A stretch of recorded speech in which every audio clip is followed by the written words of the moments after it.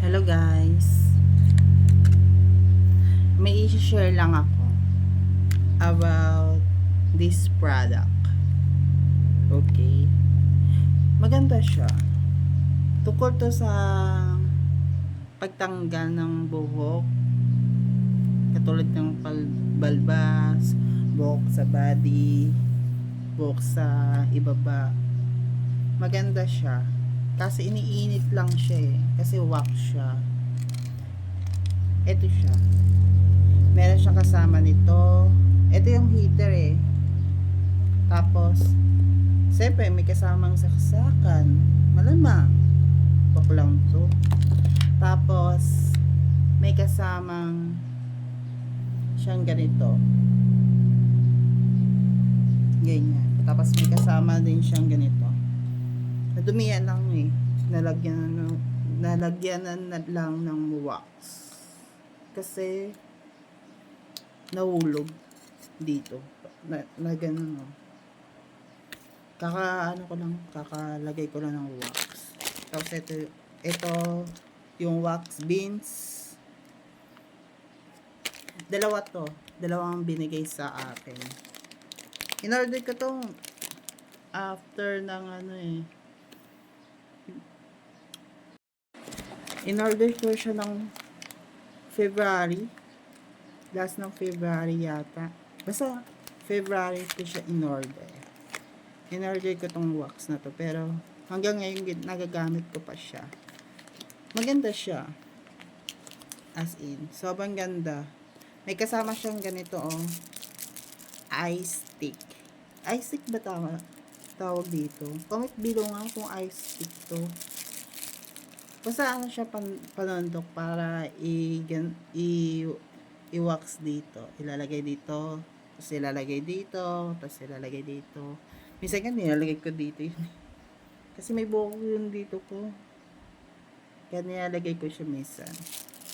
Tapos, meron siyang manual. May manual siya. Pero, sa tingin ko, malalaman nyo din naman kasi. Sino kaya hindi makakalaman dito, diba? Na isasaksak lang, ipapatong, tatakpan kapag nailagay na. Tapos, kapag nakita nyo na yung wax, naging nalusaw na yung wax, halu-haluin. Tapos pagkatapos ng halu-haluin, maya-maya, pwede mo na siya ilagay dito. After 30 minutes yata, bago nyo tanggalin. Kasi, hindi ko siya tinatanggal muna yung kapag na nag-wax ako. Hindi ko siya muna tinatanggal. Lalo na kung ramdam ko pa yung init ng wax. Kasi, kahit hindi pa ito yung wax, malamig na yun dito. Pero dito, mainit pa sa ilalim. Pero sa ibabaw, napakalamig. Maramdaman mo kung okay na wala nang init.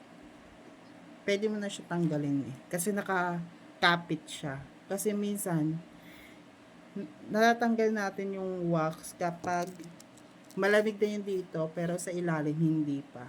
Kaya pagtanggal mo nyo, meron pa natitira. Yan yun.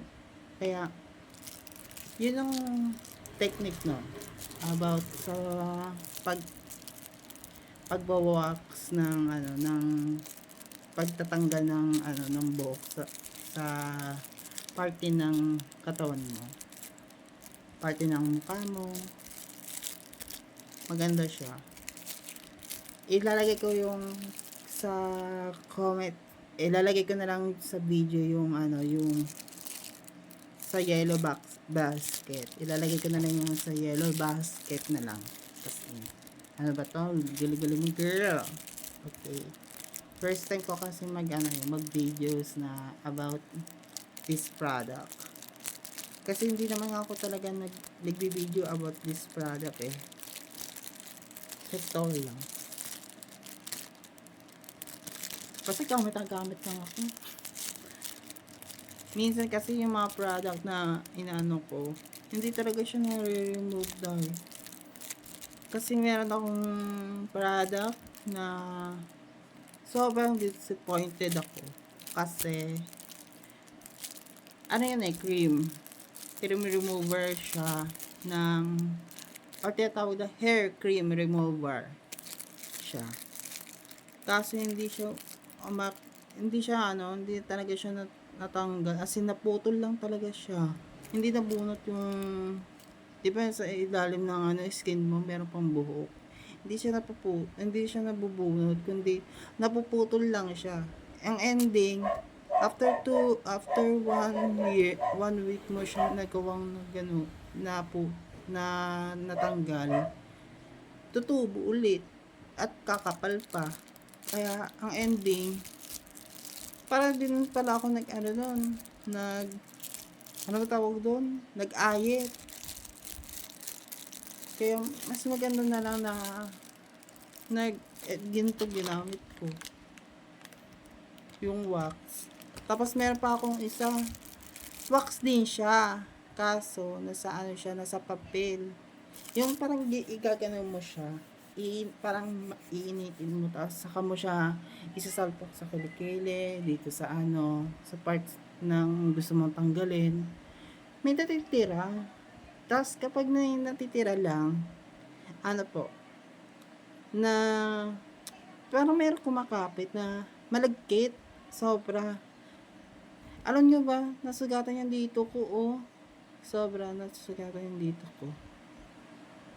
Kaya, yun, lesson na sa akin yun, na kailangan talaga, bago ako bumili, tignan ko muna yung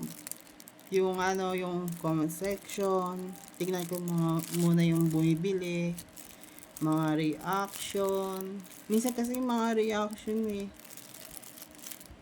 patungkol sa good quality daw, na hindi naman. Kaya gusto ko ipakita sa inyo na maganda yung quality nito. As in, 80% na approved to sa akin. Kasi, hindi siya nabibigo. Pero mayroon pa siya something na may maiiwan talaga. Kaya, kailangan nyo kailangan nyo ulitin yung wax. Tapos, kailangan, kapag nag-wax kayo nito, mahaba na yung buhok ng party na gusto nyo i-wax. Kasi kapag hindi, kung gano'n lang kaliit yung i-wax nyo, hindi, parang mahihirapan kayo matanggal siya, mai-remove. Kasi, baka hindi kumapit. Kaya mas maganda na kapag nag-wax kayo, mahaba na siya. Yung katamtaman ng haba na. Kaya, yun, magandang i-wax yun. Yun lang po, maraming salamat. Ilalagay ko na lang po yung sa yellow basket kapag gusto nyo